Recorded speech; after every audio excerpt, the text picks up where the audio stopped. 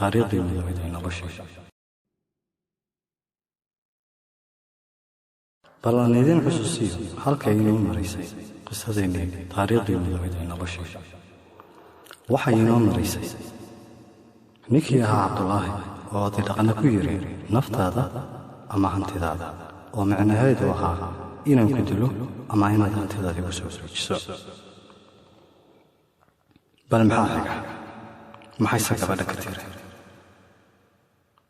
aabba dhaqane markii arrinta hooyaday uu u sheegay, hooyaday intay ayaduna malaysan weyday oo ay fajacday ayay ku celcelisay, ma hubtaa ma cabdulaahi ayaa arrinkaa kugu yidhi, ma sidaaba kugu yidhi?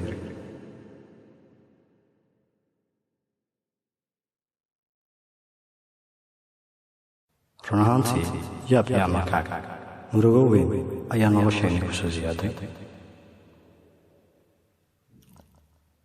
aabbahay waa uusasay fikir iyo dhalnahays indha taagtaagayuu ka bixin waaye.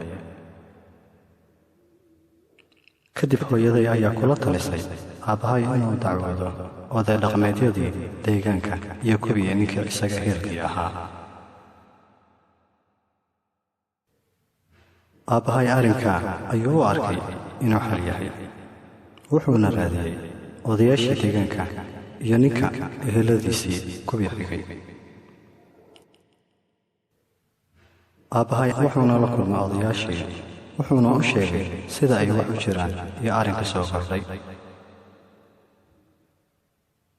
odayaashii ninka xigay ama tolkii ahaa ayaa arrintii ka xumaaday, waxayna aabbahay ku yidhaahdeen naga raali noqo, taasina waa arrin la yaab ah.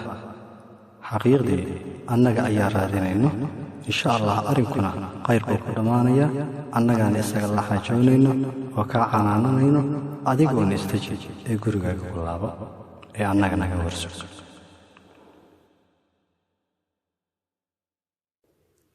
aabbahay waa uu soo baxay, guriga ayuu soo aaday. odayaashiina waxay raadiyeen ninkii. markii ay la kulmeen oo ay la hadleen kana hadleen arrinta uu sameeyey, ayuu odayaashii ku sii xanaaqay, xitaa kuna sii yidhi adinka ayaan idin laynayaa amaba iga taga. odayadii iyaga ayaa naftoodii qilqayl gashay. ninkii qorigiisii intuu soo qaatay ayuu ka soo dhaqaajiyey odayaashii. isagoo xanaaqsan ayaa waxa uu soo aaday gurigeennii. aabbahay oo markaa guriga yimid, intuu fadhiistay daarada guriga ayuu misna anigu igu yidhi, aabbo waan daalanahay, orad galaas biyo ii keen. run ahaantii markii aan biyihii soo daray ee galaaskii aan soo qaaday, waxaan la kulmay aabbahay oo ninkii oday cabdulaahi ahaa wax bada ku bilaabay rasaas ilaa aabbahay nafta ay ka dhacdo kama uusan joojin. anigu waa aan dhaqaaqi waaye naxdin dartii. waxaa soo carartay hooyaday oo kushiinka ku jirtay, waxayna aragtay aabbahay oo wada dhiig ah.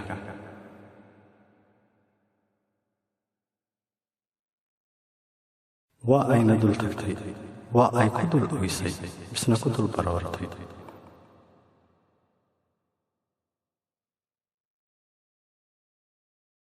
wuxuu rabay ninkii cabdulaahi ahaa xitaa hooyaday inuu dilo, balse nasiib wanaag rasaastii ayaa ka dhammaatay.